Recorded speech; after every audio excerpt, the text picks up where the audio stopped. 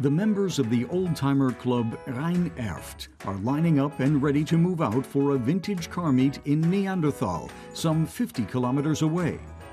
Any and every classic and vintage car fan is welcome. It doesn't matter what model they drive.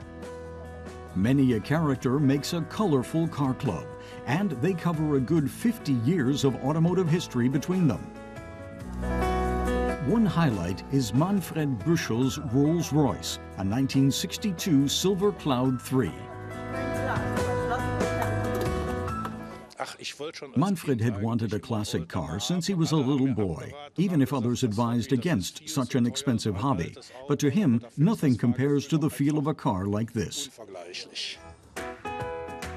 The drivers work out some last-minute details and start heading out. The Oldtimerclub Rhein-Erft was only founded in 2012. 23 vehicles are taking part in today's outing, a little more than half the club's total inventory. Club member Gert Ingenhout is taking his Mercedes 350 SL. To him, the fascination lies in the members' shared interest in classic and vintage cars. He admits they've all got a screw loose, but says that's what makes them interesting. And he wouldn't want to miss experiences together like this meet. That's all part of the hobby. Classic cars are by no means an exclusively male domain. Among the dedicated fans is Elisabeth Eser-Mockel. Her baby is a 1970 Karmann Ghia.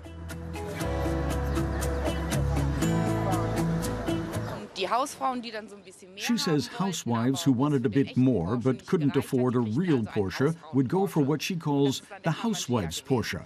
Not the Porsche 924 in this case, but the Karmann Ghia. She thoroughly enjoys driving it.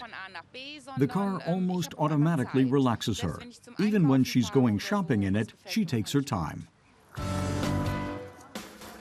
The members of the Oldtimerclub Rhein-Erft aren't the only ones here in Neandertal.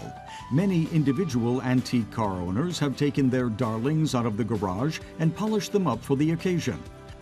Among them are rarities like this 1957 Mercedes 190 SL.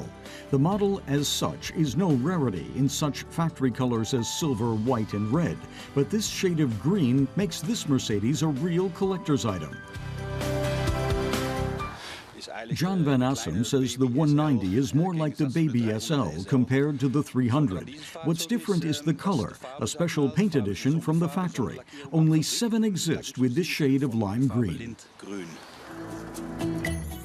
This Morgan looks much older than it actually is. The Plus 8's body design was kept unchanged up to 2003. Hermann Josef Moiser likes cars that not everyone has, cars with a simple charm. He's got a couple of others much older than this one, but didn't want to take them on this relatively long, fast tour. That's what his Morgan is for. As a young man, he used to admire the Morgans in automotive magazines and resolved to buy one someday before he gets too old. He wanted to be able to enjoy it for a few years. Irgendwann gar nicht mehr laufen kannst, kaufst du das Auto jetzt, das kannst du noch ein paar Jahre damit fahren. Ja, das war die Idee. Some fans have to wait for the right car to come along.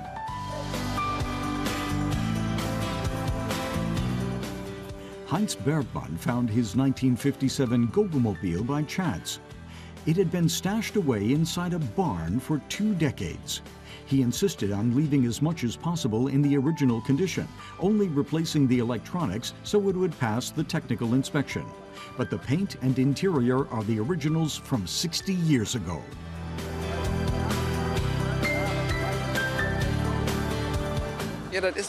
He feels that it's the little things, the technical details, which make the car such fun to drive. And he can feel exactly how fast 50 kilometers per hour really is. He says people can't feel that anymore, but in his car he can. He's had this Goggomobil for 11 years now and had a coupe before that. He has more fun with it than in modern cars. He wouldn't have a modern car. His newest one is 16 years old. Heinz wasn't the only one who set out looking for a used car and ended up with a classic.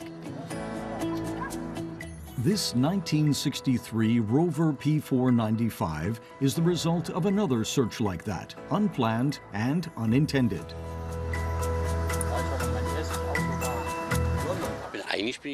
As Arthur Durst tells it, he was looking for a used car on the internet, but thought everyone he saw was equally hideous. Then he happened upon a Jaguar and a Rover, and that gave him the idea. Over the internet, he found this Rover outside London and contacted the seller. The club helped him out, and he bought it sight unseen, going by the description alone, and had it delivered to him in Germany.